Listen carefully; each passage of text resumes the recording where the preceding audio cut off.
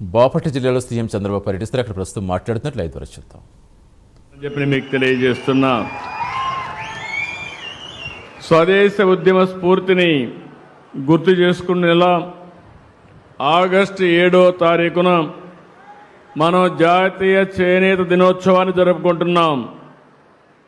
ఇది మరుపురాని రోజుగా ఉండాలనే ఉద్దేశంతోనే నేతన్న సేవలో కార్యక్రమాన్ని ప్రారంభించాం. దీనివల్ల మీరు ఒకసారి చూస్తే 71,636 కుటుంబాలకు లాభం కలుగుతుంది. 25,000 రూపాయలు చొప్పునిస్తున్నాం. 179 కోట్ల రూపాయలు ఈ కార్యక్రమం కింద మీకు అందించే పరిస్థితికి వచ్చాం. నేను ఎన్నికల్లో ఒక హామీ ఇచ్చాను. ఆ రోజు నేను చెప్పింది సంక్షేమం, అభివృద్ధి, సుపరిపాలనకు నాంది పలుకుతామని ఆ రోజు చెప్పాం. దాని ప్రకారమే అందరికంటే నాకు ఎప్పుడు కూడా నేను అభిమానించేది నేతన్నల్ని అభిమానిస్తాను. దానికి కారణం మీకుండే కష్టాలు. ఒకప్పుడు ఇదే చీరాల్లో మీకు ఆ రోజు ఇబ్బందులు పెడతా ఉంటే ధర్నా చేసిన కార్యక్రమాన్ని కూడా మరొక్కసారి గుర్తు చేస్తున్నాను. ఆ రోజు ప్రతిపక్షంలో ఉన్నాను. ఆ రోజు కూడా ఇవన్నీ చేశాం. ఈరోజు చేనేత కేవలం ఒక వృత్తే కాదు, ఇది భారతీయ సంస్కృతికి ప్రతీక, దేశం గర్వించే కళ. ఈరోజు మీరు ఒక్కసారి చూస్తే ఎప్పుడో మనం చదువుకున్నాం, చేనేత కార్మికులు ఆ రోజుల్లోనే చీర తయారు చేసి అగ్గిపెట్టిలో పెట్టే చీరను తయారు చేసిన ఘనత చేనేత కార్మికులది. మన రాష్ట్రాన్ని చూస్తే ఇలాంటి కళలకు నిలయం, అలాంటి వర్గాలు ఎక్కువ ఉండే ప్రదేశం ఈ చీరాల. అందుకని ఇంకొక పక్కన చూస్తే ఇక్కడికి వస్తే మీ నైపుణ్యం గుర్తొస్తుంది. చీరాల పట్టు, కాటన్ చీరలు దేశవ్యాప్తంగా గుర్తింపు పొందాయి.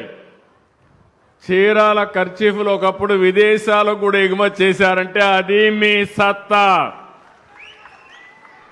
ఇంకొక పక్క ఒకప్పుడు మినీ ముంబై, కాలక్రమేణా అన్నీ కూడా వృత్తులన్నీ కూడా దెబ్బతిని దానివల్ల ఇక్కడ కూడా దెబ్బతినే పరిస్థితికి వచ్చాం.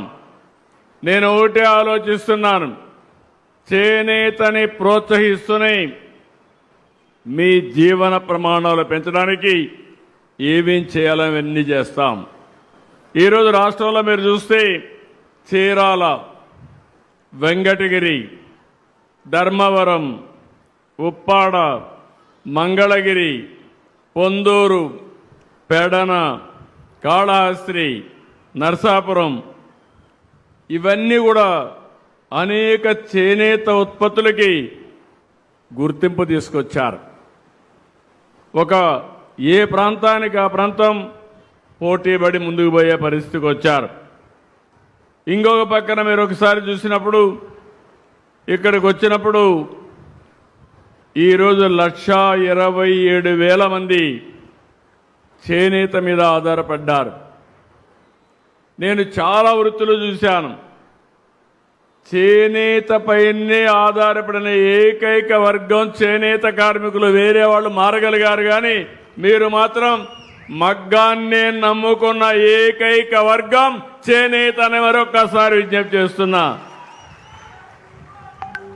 మీ అందరిలో ఒక సాంప్రదాయ ప్రకారం సృజనాత్మక కలిగిన వ్యక్తులు మీరందరూ, నైపుణ్యం ఉంది.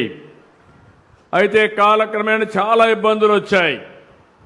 నేను రాజకీయాల్లోకి వచ్చిన తర్వాత ఎక్కువ కన్సర్న్ చూపించిన వర్గం చేనేత. ఇప్పుడు కూడా నేను గర్వంగా చెప్పగలుగుతున్నాను, అపోజిషన్లో ఉన్నా రూలింగ్లో ఉన్నా ఎప్పుడూ చేనేత కార్మికులు తెలుగుదేశం పార్టీకే ఓటేశారు తప్ప వేరే గుర్తు తెలియని వ్యక్తులు మీరు.